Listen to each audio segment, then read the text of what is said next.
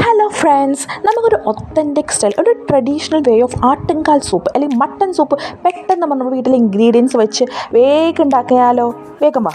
അത് നമുക്ക് കഴുകി വെച്ച ആട്ടുംകാലിലേക്ക് കുറച്ച് ചുവന്നുള്ളി ചതച്ചത്, പച്ചമുളക്, ഇഞ്ചി, വെളുത്തുള്ളി, ഇതൊക്കെ എൻ്റെ ഒരു കൈപ്പൊക്കെ ഒരു വാള ഞാൻ എടുത്തിട്ടുള്ളൂ കേട്ടോ.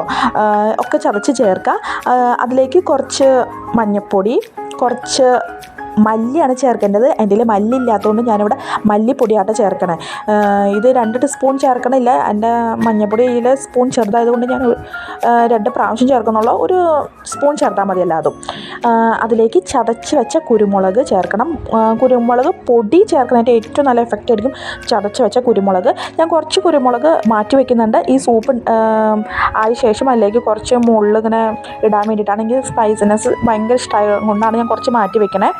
അതിലേക്ക് ആട്ടുംകാൽ സൂപ്പ് മുങ്ങിക്കിടക്കാവുന്ന പാകത്തിലേക്ക് വെള്ളം ഒഴിക്കണം.